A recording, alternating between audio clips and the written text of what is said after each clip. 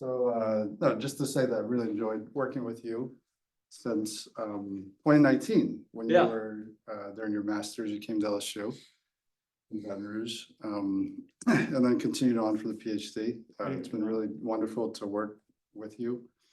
You've worked really hard, maybe at the level of 3 PhDs. I don't know.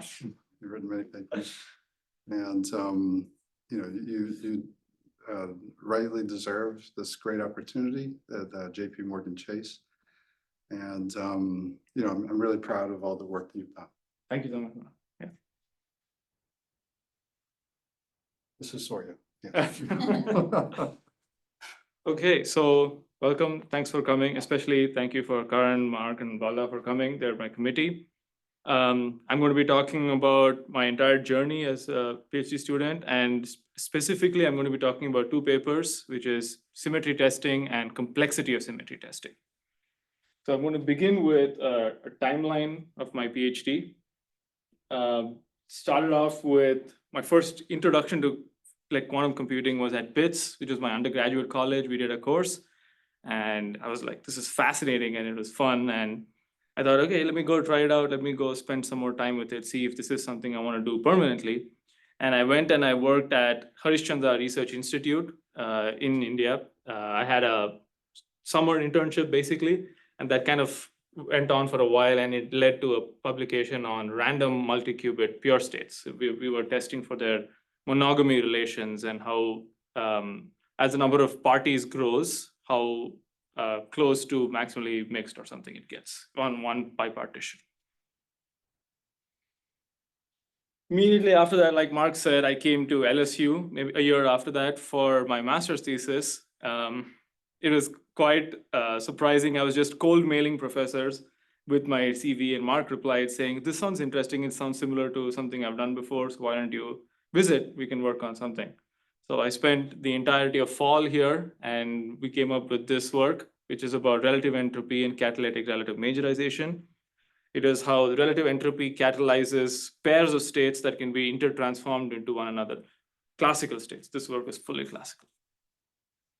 So it was a really fun time, met the entire group, and I think we kind of worked together, and we realized that we could work together. And so I started my PhD in 2021 in LSU. You were evaluating me then. I think it was more of a two-way street. Yeah. But yeah, started my PhD spring 2021.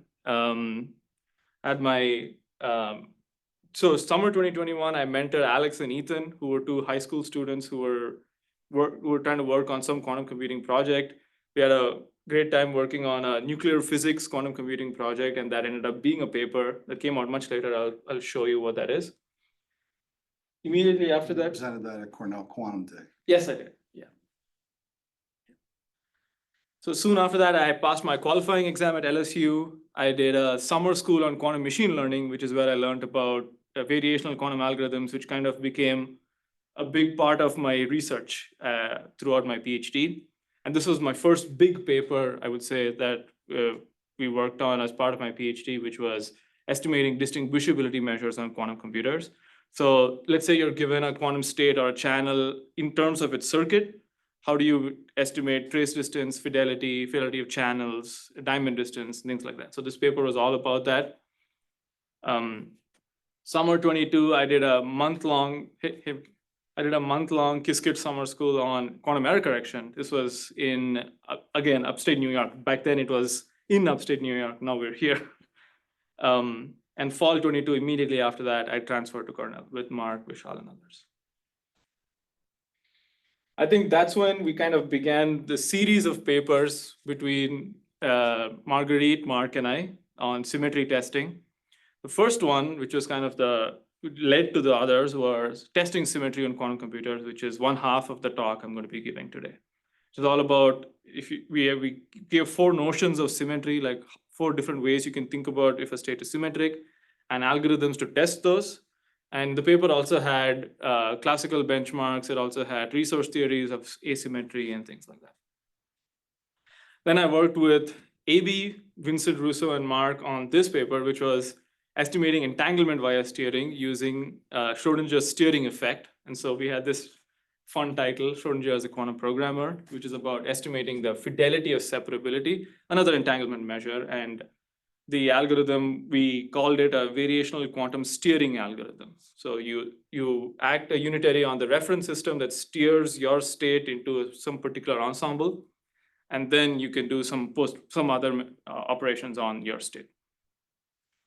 These papers played an important role in getting our grant from Air Force Research Lab, Right. which is now present. Yes.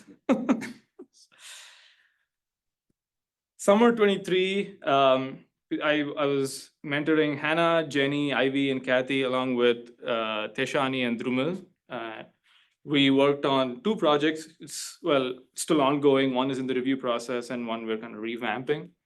But that was the summer of 2023 and led into the next year. The next paper in the symmetry testing framework was the quantum computational complexity and symmetry. This is going to be the second part of my presentation, where I'm basically going to connect symmetry testing with the computational complexity framework or the hierarchy, and we'll show that it's strongly connected and there's a bunch of complete problems. The two papers which I worked on with Hannah and Jenny and others were QSLAC, which is variational quantum semi-definite programming. So if you have an SDP, you can convert it to a quantum problem and run it on a quantum device with some penalty methods, which is the slack variable here. The other one, which is kind of a special case of QSLAC, but since it's of broad interest, we kind of separated it out into its own paper, which was dual VQE, which is a quantum algorithm to lower bound the ground state energy. And so since VQE is like a big craze and you can approach a solution from above, we converted the VQE into its dual problem, so you can approach a solution from below and kind of give a sandwich of the true result and gives you some confidence on whether you're close. In spring, I worked on, well, leading up to spring, we worked on this nuclear physics paper with Alex and Ethan. So this was a long paper, and of course, Christina was a professor at LSU who was basically leading the nuclear physics half of things. There's a long paper, bunch of analysis about central potentials and how you can estimate the bound state energy for central potentials. And so there was an existing paper that talked about the gray encoding, and they said gray encoding is great and it works in this regime. So we kind of showed it analytically for a bunch of different regimes and system sizes, and showed that it's better than binary or one-hot encoding in all those regimes. The third paper with Marguerite and Mark was this one, Asymmetry, Symmetry, and Antisymmetry, which is about realizing antisymmetric and asymmetric projectors on quantum computers. It's still in review process with PRX Quantum right now. Okay, and the last one in the symmetry one with Marguerite and Mark is, well, it's not really a symmetry testing algorithm, but we kind of came up with it while we were testing for another symmetry. It's about log depth quantum circuits for Hamming weight projections. So it's an efficient way to realize projections onto different Hamming weight subspaces. I think this was the topic of my A exam. Then, of course, there was the A exam. In summer 2024, I did an internship at JPMC in the research team. It was really fun, and I think they were also happy with me. So they said, why don't you come back and join us after you graduate? So that's my plan after I graduate. Can I make a guess at GTAR? Sure. Global Technology Applied Research. Perfect. Thanks. I tried to write it out fully and it was just bleeding over. So I'm like, okay. I didn't know beforehand. Okay. So fall 24, we were basically doing a version 2.0 for the dual VQE project. We wanted to scale it up, and we were kind of trying to use a tensor network matrix product state and trying to scale up the entire project to larger number of qubits. The other project I was working on was estimating entanglement of formation. This was with AFRL, which is it's in progress. And various referee report for all the things above. Okay, this is finally my thesis title, Distinguishability, Symmetry, and Energy Estimation, Quantum Algorithms and Complexity. So today I'm going to be talking about symmetry, quantum algorithms, and complexity, but the paper has distinguishability and energy estimation. Okay, So for this project, like I said, since it's part of the symmetry testing papers, my collaborators are Marguerite and Mark. And we've worked on 4 papers, 3 on symmetry, 1 on Hamming weight, and you guys have another one on Hamiltonian symmetry. So we have a bunch of papers on symmetry testing. Okay, so let's get into it. So I'm going to be talking about symmetries, of course, physical and mathematical ways of looking at it. So basically, what are symmetries? How do we test them? So we're going to come up with quantum algorithms. I'm going to go through 2 of them and not all of them from the paper. We're going to talk about quantum complexity for a bit, about complexity classes and how do we classify the difficulty of problems or algorithms. And finally, we'll connect symmetry and complexity, basically answering the question, how hard is symmetry testing in general? Okay, algorithms. So symmetries are a fundamental concept in physics and quantum information. It restricts what you can perform or transitions that can happen. Or another way, we can think of it as something that's unchanged upon some transformation. So just as an example, let's say you have a square or a triangle, and these are your axes of symmetry. You can basically flip about any of these axes and the shape is unchanged. So this is like a symmetry operation, and you say that the square or the triangle is unchanged upon this operation. There's a notion that asymmetrical states are useful, and you can quantify that notion in using resource theories of different kinds of asymmetry. For example, if you have a map and you have a circle, it's going to be rotationally invariant. Like you can rotate the circle, it's not going to give you any information. But if you have an arrow and you know that points north, that can give you some information. So breaking the 2D rotational symmetry gives you a useful state that you can use for directionality or to point in a particular direction. So in quantum mechanics, of course, we talk about symmetries with respect to like how the operations of your symmetry commute with some operator. So if you have an operation that does not commute with your Hamiltonian, you can use it for timekeeping. If a state, for example, is not extendable, you can talk about extendability in terms of like permutation symmetry. You know that it has entanglement, which is a resource that you can use for a lot of things. And rotational symmetry, group rotational symmetries, if a state breaks that symmetry, it can be used as a reference frame. And that was something that led to this Hamming weight work. So how do we talk about symmetries more concretely or more mathematically? The symmetries are basically described in the language of group theory. Groups are basically sets of objects with an additional operation, but the operation has to satisfy some rules. What are the rules? You have 3 rules. Associativity, which is you take 3 elements from the group, you product A and B first, or you product B and C first, it doesn't matter. That's the associativity rule. The identity rule, which is there exists an element in the group such that if you multiply any other element with that element, you get the same thing. You can think of it as addition by 0 or multiplication by 1. It does nothing to your element. And inverse. So for all elements of your group, there exists another element within the group such that they kind of cancel out. So A times B is B times A is the identity element. So for addition, 2 would have -2 as its inverse. Or for multiplication, 3 would have 1 over 3. Because you multiply them, you get 1, which is the multiplicative identity. So let's look at the same example we looked at before with a little bit more mathematical view.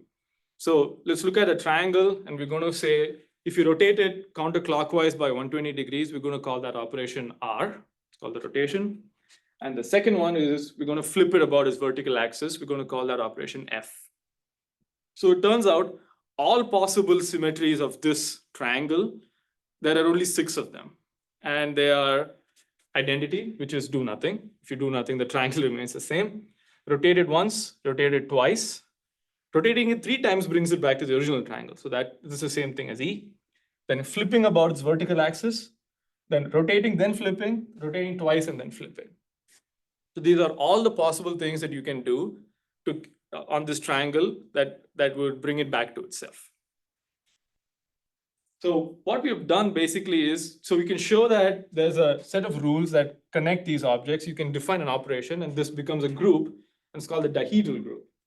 But what we've done kind of subtly in this process is we have mapped an abstract group, which is like the dihedral group, to something real, which is the symmetry of the triangle.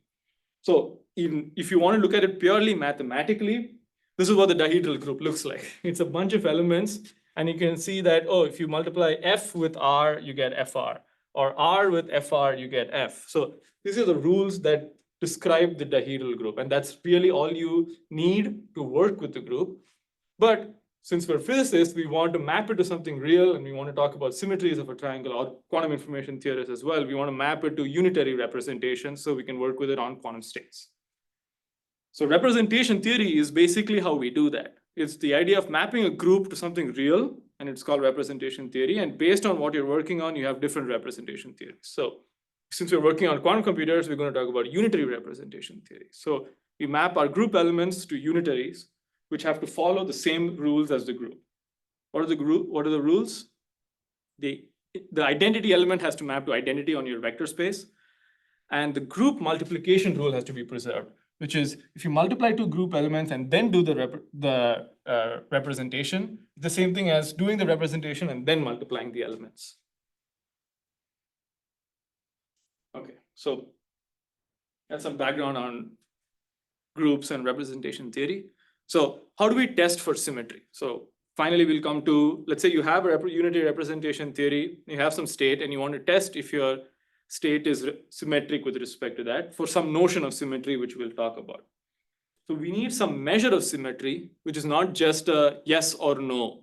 We want to be given a state, and you want to say this is 70% symmetric or 80% symmetric, as opposed to yes, it's symmetric, or no, it's not symmetric. We want some measure of symmetry.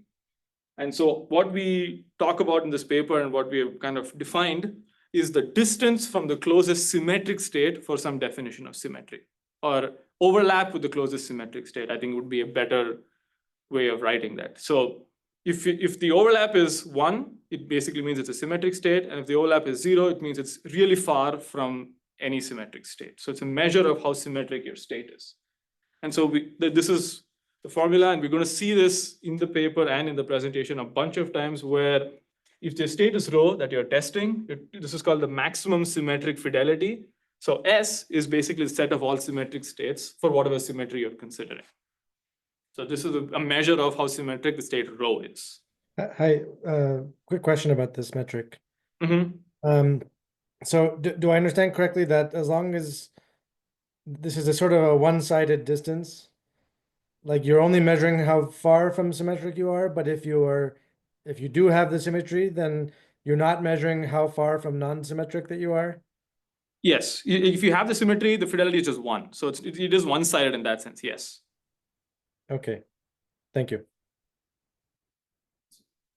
The slight wording, maybe it's like how close to symmetric you are. Yeah, I think distance was, it's a bit of... Fidelity is a similarity measure.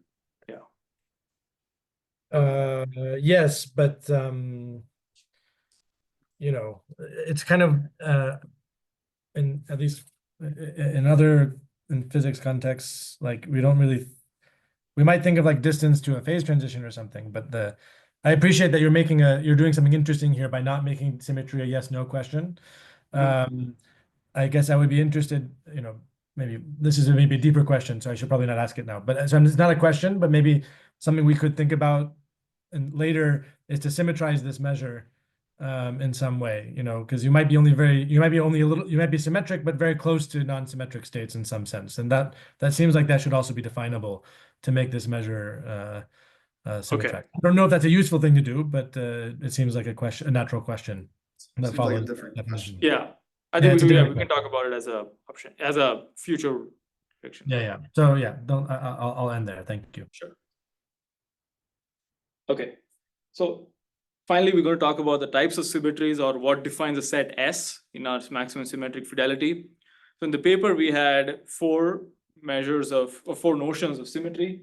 The first one is called, the simplest one in a sense, is called G-Bose symmetry, which is basically for all group elements, U rho is just rho.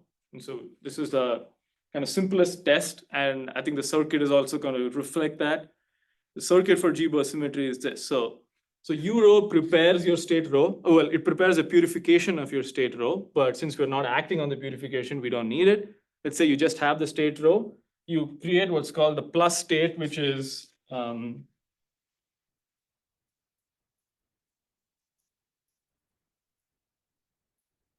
like a equal superposition state where this is some labeling of your group elements. You can decide how you want to do this label, and that affects how you do the controlled UG. But once you create the plus state, you do controlled UG, which are your group elements in the representation. And then you measure in the plus basis, or you basically do whatever unitary prepared the state, you do U dagger and measure in the computational basis. And if you get the all zero state, you say, I'm going to accept, or that's a success for this algorithm. We showed that. Yeah. Sorry, just do you want to check your math?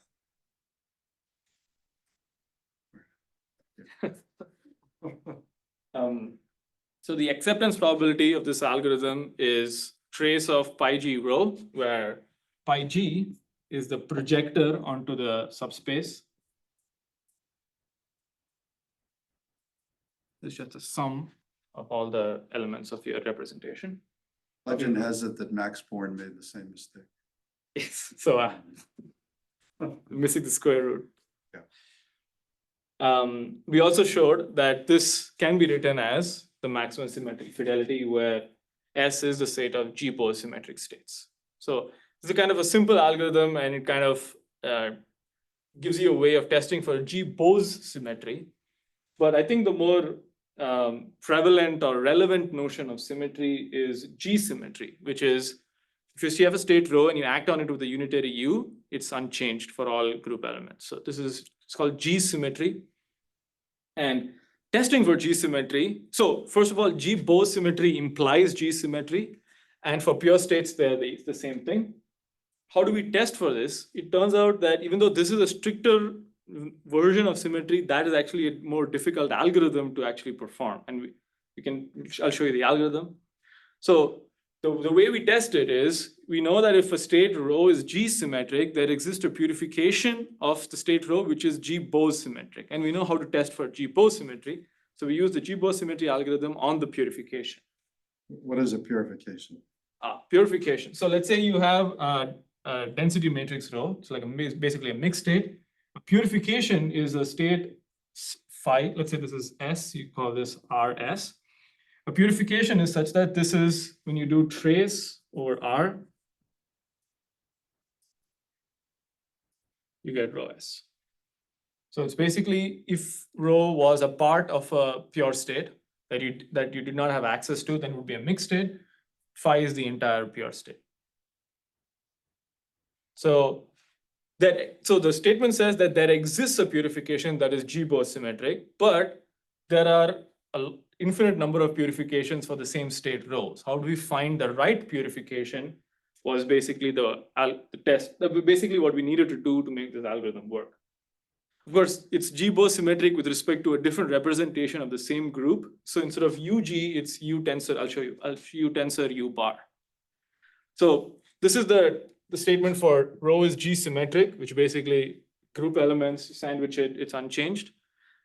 Purification, so phi SS hat is G Bose symmetric with respect to this representation, the U tensor U bar. So what we need to do is find if state rho has a purification phi such that it is G Bose symmetric. So, sorry, what is the meaning of bar? Oh, bar is complex conjugate in the computational basis. That's right. So we know that all purifications are related by unitaries. So the question boils down to, if you want to find the right purification, you basically need to find the right unitary that rotates the reference system into the correct unitary that you're looking for. Technically, it should be isometry, but I think in our work, we just stick with unitaries. So, but how do we pick this right unitary to run this algorithm? So if I understand correctly, the purification is a pure state of a larger system. Yes. And so you're defining this symmetry now in terms of action of the unitary on a pure state, actually. Yes. So it sounds like something that could be sufficient, but maybe not necessary. I mean, presumably there are ways that the mixed density matrix could be symmetric in this sense as well. Is that correct? Um, Do you always have to go to this larger purified state, as you call it? okay, so is the question that, is there another method to do it without the purification? Maybe it's an open Maybe, question, I yeah, guess, I but think it's- okay, so, but I yeah. should think that you're defining this always in terms of some larger, Yeah. larger state. So, yeah, so the algorithm we have, especially the other two types of symmetries as well, is all depending on access to purification, so working on this larger system. But we can learn purification. I think there's been a bunch of work where if you're given the state rho, you can learn a purification of it. And then so basically kind of in 2 steps, you can learn the purification and then do our algorithm on the combined system. Okay, so how do we pick the right unitary that rotates your state, that rotates the reference system into the right basis for this test? We basically invoke an all-powerful entity that picks the right unitary for us. It's just comes in and says, here's the perfect unitary, just use this and it's great. And you can show that the acceptance probability becomes your maximum symmetric fidelity.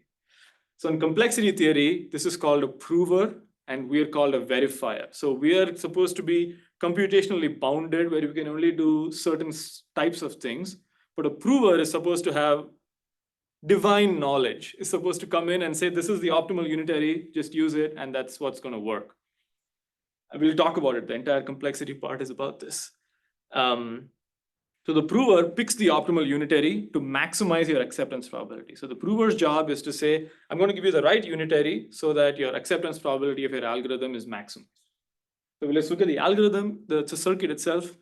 So it has many similar elements as before. This is the state that prepares rho, but this is the purification of rho that we're working on. We're going to send the purifying part of the pure state to a prover V, who does this unitary, this optimal unitary V, and sends it back to us. And now we do this, the G-Bose symmetry test, which is prepare the plus state to control U tensor U bar and measure in the plus minus, in the plus I minus plus spaces. So this V is where, from a theoretical point of view, we just say we're going to maximize over V, the best possible unitary that we can do, which the prover is supposed to just give to us.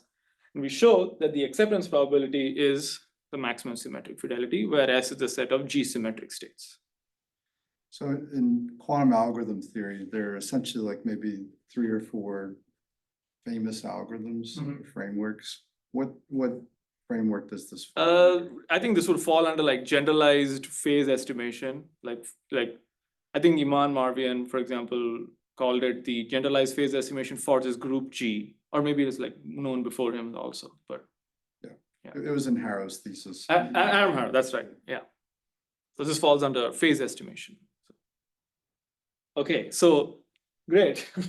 We spoke about a prover just coming in, giving us the optimal unitary, but does this make this algorithm purely theoretical? We just talk about, oh, the optimal unitary must exist like without a constructive proof. Is that enough? We basically say no, and we give an alternative to the prover. So we use a prover to prove the theoretical result, but then we replace the prover with a variational algorithm where we can now try to come close to the true result by training over the parameters of your variational circuit.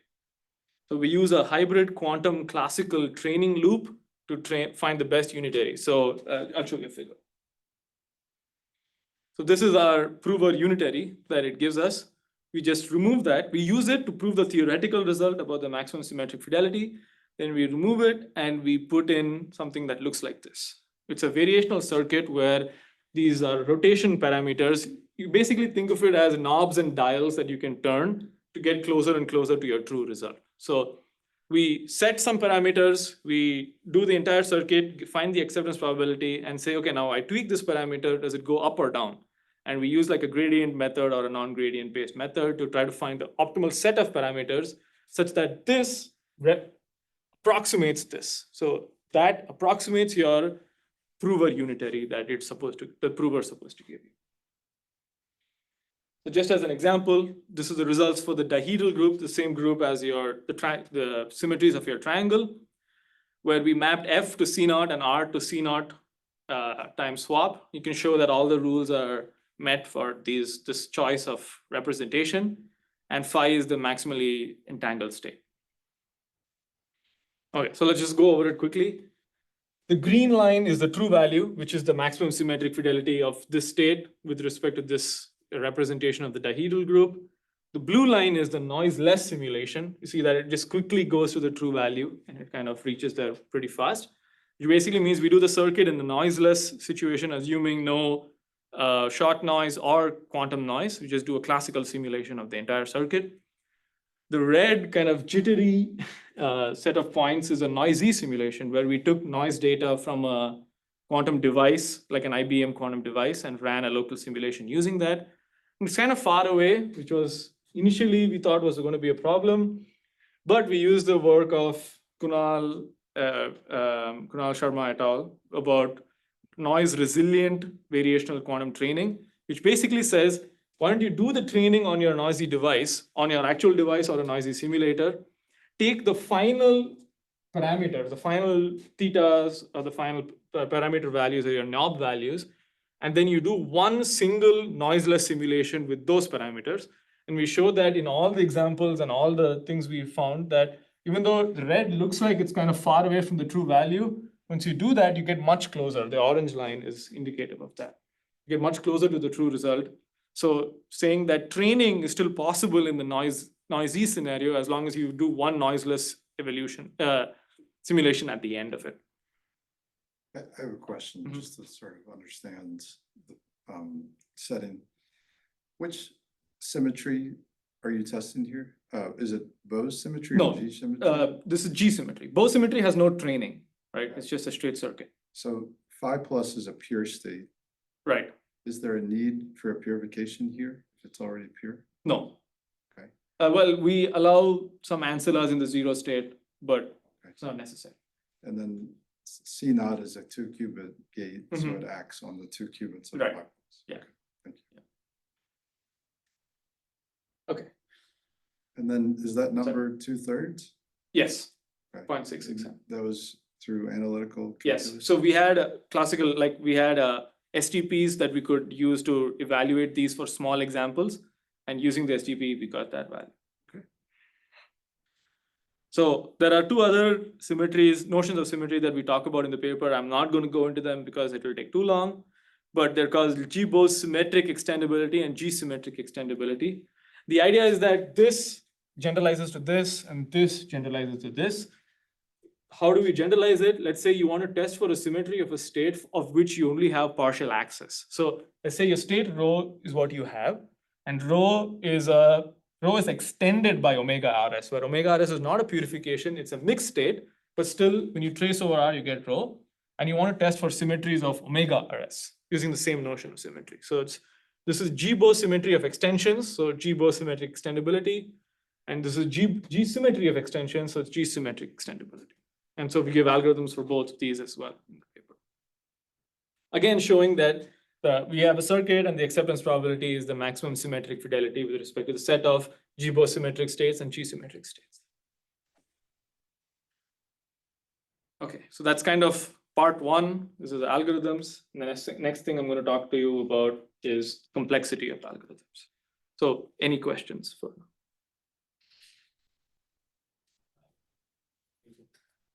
This symmetry measurement doesn't say anything about the stabilizer group of a quantum state. For example, these quantum states have these symmetries. It doesn't say anything about that. I don't think I understood the question. So stabilizer group of The unitaries that preserve the quantum state. right. I think this is the similar idea, right? Which is, so stabilizers are supposed to be like, if you act on the state with that stabilizer, you get the same state, right? Or +1 eigenvalue. It's kind of similar to that, right? You act on U tensor, U rho, U dagger, you get the same state. But this measurement, you measure the distance between rho and the set of all symmetric states. Yeah. This measurement doesn't say anything about how is a stabilizer. The setting is that the unitaries are given Yeah, beforehand. we're not trying to find the stabilizer It group. is a very interesting question to learn the symmetries of a state, but that's not the question we're addressing. It is not this. Yeah. Motivation, yeah. We're just testing symmetry. Yeah. Oh, God. So actually I think we write it in our future work, which is finding the symmetries or finding the group that stabilizes your state, which is, I think it's a harder problem. So this is, you're given the unitaries, you test whether this is symmetric with respect to this set. Okay, I think I should move to complexity. Okay, so complexity theory is basically a framework to classify the difficulty of problems. So based on their runtime. So we say, oh, problems that need longer runtime as you scale the problem up are harder than problems that need lesser runtime as you scale the problem up. For example, I think this is like, everyone should know this, I think. P, which is polynomial time algorithms, and NP, which is non-deterministic polynomial time algorithms. An example of P is, I'm giving you a list, and I want you to search through the list and see if a particular entry is within the list. So you can just go from beginning to end, keep looking, and if you find it, you say, yes, I found it, or no, I didn't find it. In this case, if you double the list, the amount of time needed is double. So you say that the time scales linearly with the problem size, and so it's linear is a polynomial. So it's within the class of all polynomial type problems. An example of an NP problem would be solving a Sudoku. So if I give you an incomplete Sudoku, it'll take you a long time to solve it because you'll have to basically, if you write a brute force or a backtracking algorithm, you'll have to basically try out, see if it works, go down the path, or it doesn't work, go back up, try again, something like that. An alternative way of looking at NP problems or the class of NP problems is things that can be efficiently verified when given a solution. So for example, I give you a completed Sudoku, you can verify that it's correct by just going over every row, going over every column, going over every square. And you can say, oh, I can verify this in polynomial time. So this would be within NP. And this is kind of similar to the idea that we spoke about before about a prover. You assume that some prover or computationally powerful entity gives you a solution to the Sudoku, and you can verify it in efficient time. So NP can be thought about in one of those two ways. So you can verify efficiently, or it can be solved when given access to a classical prover. So what we're going to be working with is not P and NP, but we're going to be talking about BPP, which is a kind of generalization of P where you allow for some errors. It's called bounded error probabilistic polynomial time. So for a P problem, if for yes instances, which is, for example, yes, this entry exists within the list, or no, it doesn't exist within the list, you have to return yes or no all the time, and it has to be exact. Whereas BPP, we allow for some error in your final output. So if you have a yes instance, your algorithm must return yes with probability greater than 2/3. If you have a no instance, your algorithm must return no with probability greater than 2/3. So you basically, since you're allowing error, more problems can be solved more problems fall under the BPP framework as opposed to P class. So all of this is classical. What about quantum? Where does quantum complexity theory come into this? So does the set of solvable or efficiently solvable problems change if you allow for quantum resources? The quantum analog for BPP is BQP, which is polynomial time probabilistic quantum problems, where this is BPP from the previous slide, but you're restricted to only classical resources. BQP is exactly the same, but you're now allowed quantum resources. So it's a polynomial time algorithm where you have an acceptance and rejectance cutoff of P is 2/3. A lot of words, let's put it into a figure to make it clear what's going on. This is a set of NP problems, which is things that can be verified efficiently. This is a set of P problems, things that can be solved efficiently. With NP complete, I'll talk about what completeness is. This is BPP. So since you allowed some error, the set became bigger. So BPP is bigger than P, and that's BQP. BQP is bigger than BPP. There are a bunch of conjectures in here, which is, for example, the most famous one is P not equal to NP. Another one is BPP is not equal to BQP. it's still not proven, but it's kind of accepted to be true in the community. Because if BPP was BQP, we'll just pack up and leave, I guess, because you would no longer need quantum computers for anything. Well, they could still be in the same class, but faster, but it would be a big blow to potential quantum advantage in any way. I have a question. So on BPP, you said we allow some error, Mhm. right? But in practice, we don't want there to be any error. So Right. what are things? How can we eliminate error? With a So I know it in the quantum setting, so I'm guessing it's very similar, which is like you amplify it to get very close to or you repeat the experiment multiple times and you can get closer to yes or no. So if you're guaranteed that the probability of success is greater than 2/3 or less than 2/3 for no, just repeat it multiple times, and then you can use like a like a Hofting bound or a Chernoff bound to get closer to the true. But what would you actually? So that's how you mathematically, Yeah. argue that the error is reduced. But then someone who's executing the algorithm, they get like yes or no in each instance. How do they make a decision at the end? Right, so they do it once, they get a yes or no, they do it twice, they get a yes or no. Yeah. How do they eventually arrive at a decision at the end? Majority? Simple. Yeah. Okay. Okay. Yeah. Just repeat it multiple times and then pick the majority outcome. And so you can show that. Okay. So what I didn't mention is what is complete. So complete problems are supposed to be representative problems of the class, and they're the hardest problems of the class, and all other problems can be mapped to them easily. So if you think of NP complete, if you think of NP problems as a mountain, NP complete problems are the peak of the mountain. So the ability to get to the peak of the mountain means you can get to any other point within the mountain. Of course, there's a little bit more nuance to that. It's about how efficiently they can be mapped. The idea is that if you say, I found an algorithm that can solve an NP complete problem efficiently, which means you can solve any other problem in NP efficiently, which would not be possible, I would say. Okay, so this is complexity theory, but how are they related? What are our results? We showed that many symmetry testing algorithms are complete for some well-known complex quantum computational complexity classes. This implies that the ability to estimate symmetry or the ability to test symmetry allows us to solve a wide range of problems, which means other problems can be mapped to symmetry testing problems. And so if you can test symmetry, you can test all these other problems. And so we show it's complete for that class. Okay, I'm going to show you a figure. It's a lot, but we'll break down a few things which we can talk about. So these are all well-known quantum computational complexity classes. BQP, which we already saw, which is bounded quantum polynomial, probabilistic polynomial time. Then you have quantum Merlin Arthur, which is supposed to, Merlin is supposed to be your prover, Arthur is us, we are computationally bounded. Then you have QSEK, quantum statistical zero knowledge, QIP2, QIP-EB2, QIP. These are all complexity classes and they all represent different things. The idea of putting it in this hierarchy or this particular framework is that BQP is a subset of QSEK. BQP is also a subset of QMA.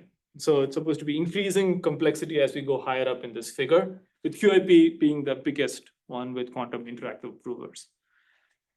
What are some of the things we have shown? Testing G-Bose symmetry, that's the exact acceptance probability. And so we showed that it's BQP, the algorithm was efficient. Testing G symmetry, which is the circuit I showed you where we send something to the prover and send it back. We showed that that's QSCK complete. And the thing which we have not shown, I didn't show you the circuit, but basically testing for G-Bose symmetric extendability is QIP2 complete. Basically means if you can do this, this, or this, you can solve anything in this class, or this class. Okay, so I think that brings me to the end.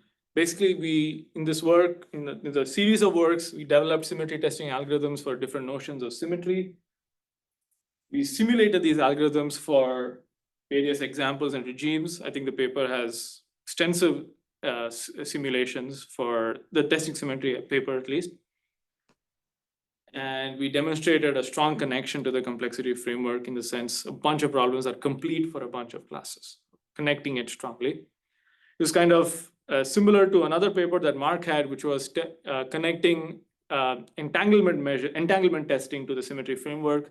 We showed symmetry testing is also strongly connected to the framework. Entanglement testing to the complexity. Complexity framework, that's right. Thank you. These are Wow. a bunch of people that were really supportive, and I couldn't have done this without, so just wanted to have a final slide with them. Your cat. Yes, I have 2 cats, one here and one there. The number of times I'll be working on something and they jump on my screen or jump on my keyboard. It happened yesterday while I was going through this.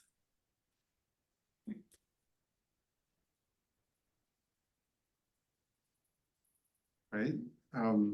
Any questions from the general audience? Yeah. Surya, this is Rajan. Just had a quick question. Mhm. Yeah. Going back to your initial slides on the timeline, you said you're headed to JP Morgan Chase, and if I remember the group right, it was GTAR. Mhm. Can you just talk through the applications of things that you have learned in this PhD and how it might be practically used in that experience or elsewhere from a layman's perspective? Sure. So, for example, the GTAR group at JP Morgan, they're doing a bunch of research on 3 different tracks.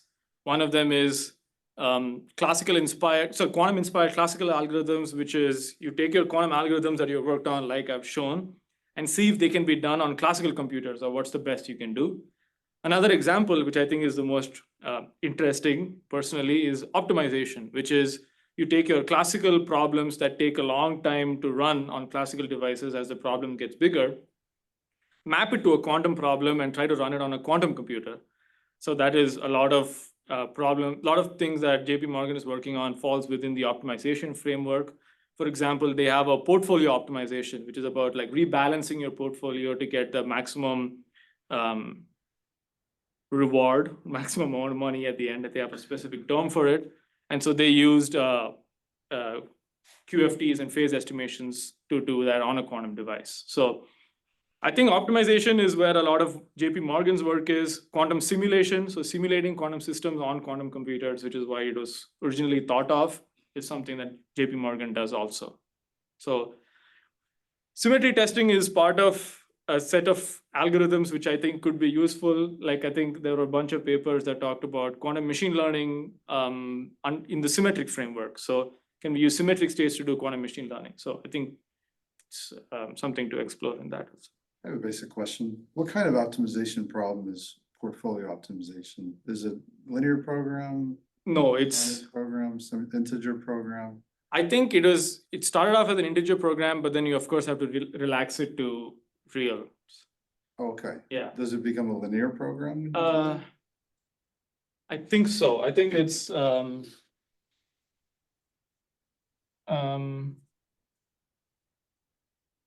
as such, there's some constraint on something like this. It's like a quadratic. I think it's quadratic. Quadratically constrained Yeah. linear program. Yeah, it's something. Yeah, it's not exactly a linear program because you have this constraint on this thing. Okay. So they replace X by a state vector? Yes. Okay. Yeah. Yeah, thank you, Surya. Mm-hmm. All right, Hamid, Hamid, you go ahead. Yeah, I don't know anything about complexity, but is there any intersection between PQP and NP complete? No. Is it shown? Sure. Yeah. Well, I mean, there are problems at the intersection of both, but the classes are not known to. I think BQP and BQP contains P and NP contains P. no NP complete. Oh, NP complete, I'm sorry, okay. Yeah. So There's no overlap There's between not a problem in There's NP not, complete no. and PQP. No. Yeah, there's not like if there was even a slight overlap, everything else could be mapped to that problem, and then everything in NP could be mapped to that problem. So there's no overlap between. Again, this is a kind of a folklore result. No. It's not known, I would say. Like if there was an overlap, a lot of things would collapse. So I think it's kind of If there was an intersection, then BQP complete will be NP complete. Yes. Yeah.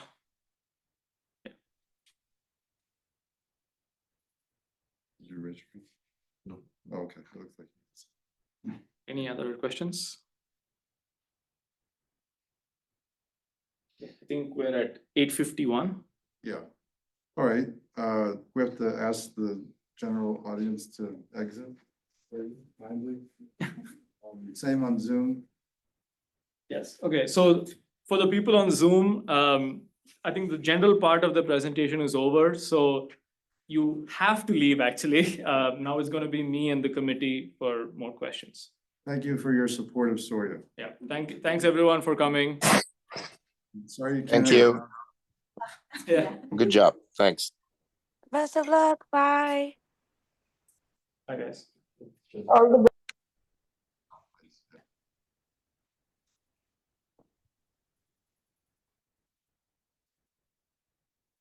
Can I see the Zoom audience just to make sure? Yeah, I'm gonna make sure people leave. Or, You can put them on Zoom. I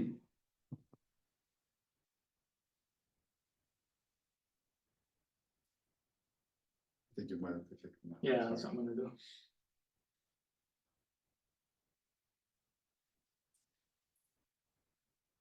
I'm just gonna look at the donuts and imagine what they would taste like.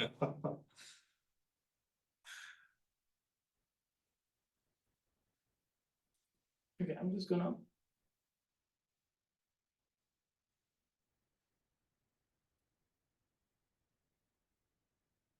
Aren't you the host? I am the host, but I'm not logged in, that's the thing.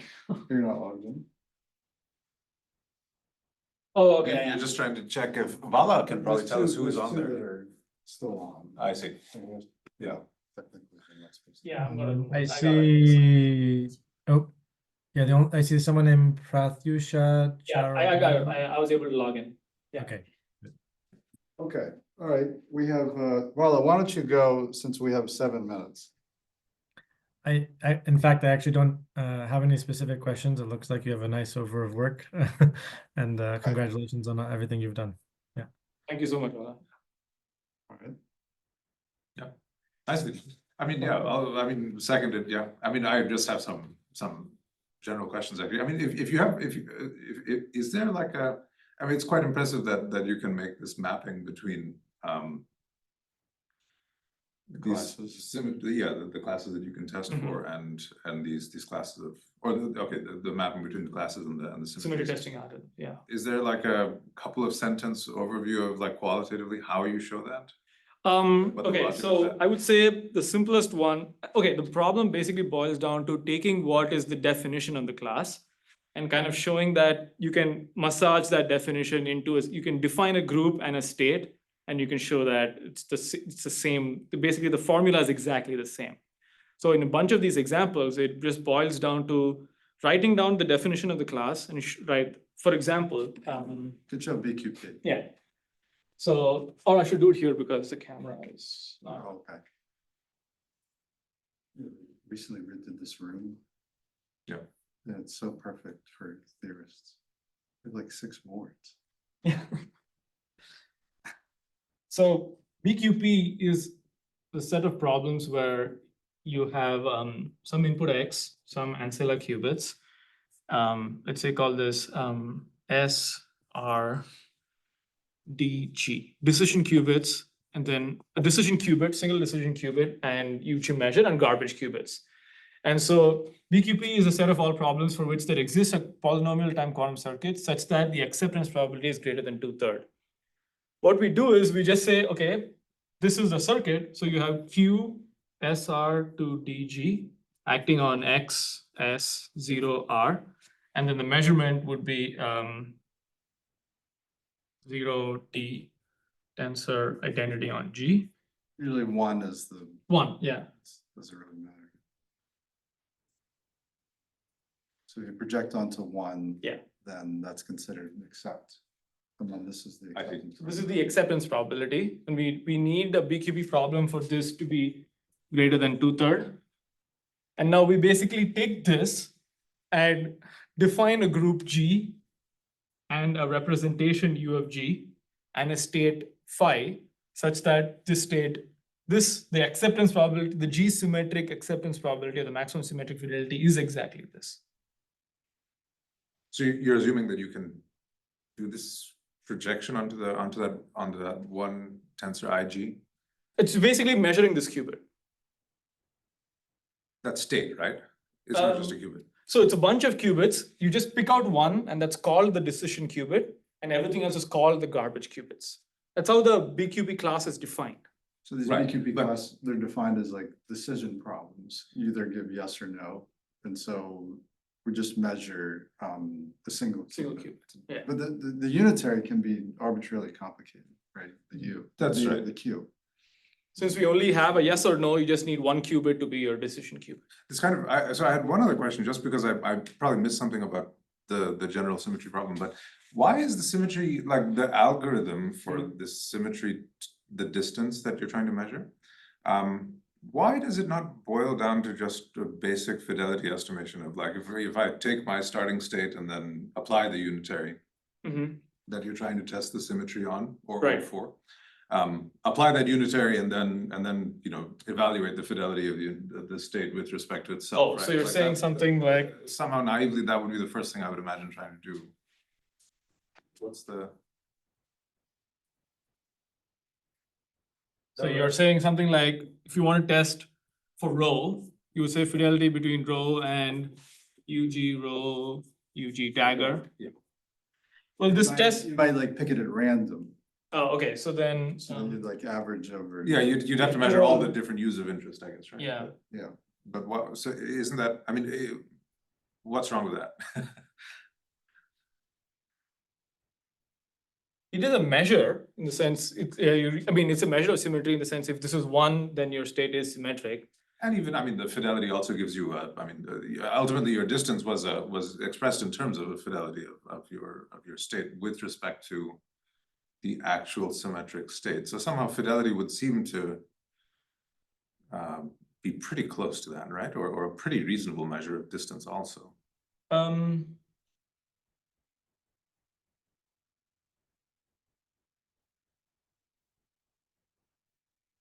I don't think this is gonna be a resource monotone, right? Like if you're talking, Sorry, I think Karen meant you then average. I know even with the average, The average inside, right? You mean average over the G's? Mhm. yeah. Yeah, because that would, doing that average would symmetrize the state row.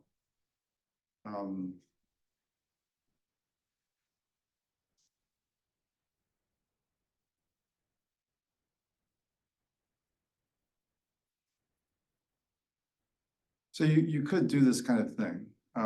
Yeah. Do you remember I had the later paper with Marina? Right? We did the two norm, we didn't do fidelity, but we did Right. this kind of thing to make it simpler. Mhm. And then there was no need for a variational algorithm. Right. But we got the two norm and not the fidelity, Mhm. right? With the fidelity, maybe you could talk about Ullmann's theorem. Yeah, So, so to calculate, for the fidelity of two pure states, like Ullmann's theorem says it's a unitary that connects the two purifications. But I think, maybe I can pull up the slide for it. I think Is the argument that is somehow, Ullmann's theory tells you something about the efficiency of getting this fidelity in general? I mean, is there something wrong with the efficiency? no, you have a very good question. Vala, there's about 1 minute. Are you still there? I am. I guess you have to get You going. do have to now. leave in like 1 minute or less, yeah. Okay. But do you want me to message you my vote? Oh, Oh, wait, did you? Or does anything formal need to be done at that's this point? fine. No, I think it's important for us to have the question session. Yeah. Okay, sounds good, yeah. So we'll just, just send me on Slack your. Yeah, I'm sorry I have to go early, but yeah, the Your answer circumstances. to the decision problem. of, Well, we can, I mean, we can just, I think we can vote. I think the vote is a formality, right? This is just a Yeah. discussion. and So- feedback to the extent you're interested in it. Yeah, no, of course. So I think what you're saying is that the same notion of symmetry can be tested in different ways. Like you said, this is one example, and that affects the complexity class. So here, this is, I think, Mark, this is what you were talking about. So if you have the 2 norm of the sum of the commutator, you can show that this is a measure of G symmetry. This is, and it's BQP complete, whereas this measure of G symmetry is QSCK complete. It's a huge leap, like computationally. It's So, harder to estimate fidelity. yeah. But I think maybe I've seen these experimentally friendly fidelity estimation protocols. Is that what you're Yeah. thinking of? Sort of, where, So that would be interesting to think about Okay. as a future direction. Okay. There's in particular a paper of David Poulin, I think I had read. Okay. And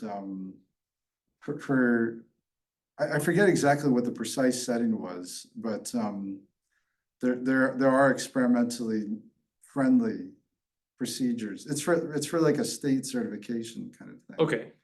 And so, I think maybe the thinking is like you'd want to certify whether a state is Symmetric. symmetric or not. Again, we would have some cutoff. We could have a look at that. I think it'd be pretty interesting to look Okay. at that, actually. Okay. But yeah, so sorry, you have a good answer. I mean, like, what we proved is that, if your target is to estimate fidelity of symmetry, then in general, overall possible states row, this is a hard problem. even for a quantum computer. Right. But then if we reduce the measure to being estimating this average commutator sum, that's simpler. So this is like, so I think the answer I would say is that how you want to measure, even once you define your type of symmetry, how you want to quantify it changes drastically the complexity of the problem.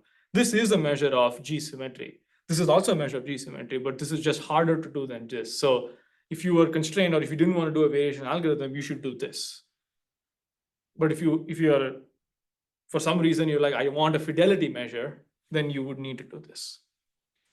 So related to this, suppose you wanted to estimate fidelity between a pure state and a mixed state, or fidelity between mixed state and a mixed state. How do those change in the complexity sense? Do you know?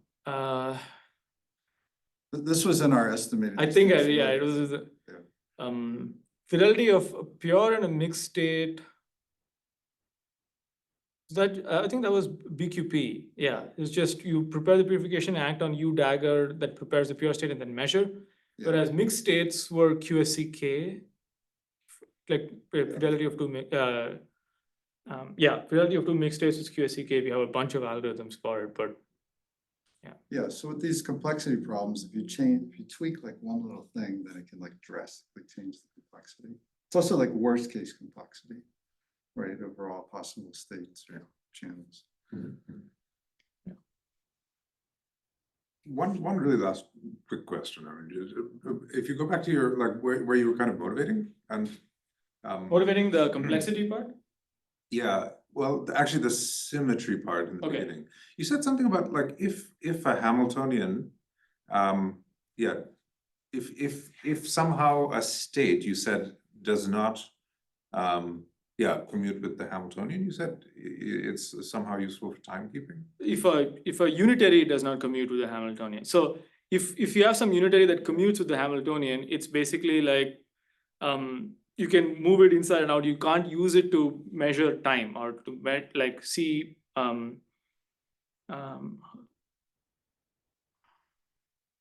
I was just wondering if there's an example of because when I think about like timekeeping, like an atomic clock, I mean, you basically measure the energies of two energy eigenstates. Right. It's not clear to me that you're.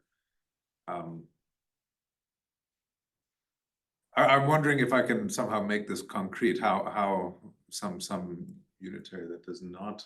So what's an example of a pure state and a Hamiltonian where the state being asymmetric would be useful for timekeeping? Do you know that? I don't. Suppose that the Hamiltonian sigma z, right? And then you want to use a qubit to like keep time. Right. What choice of qubit state would you make?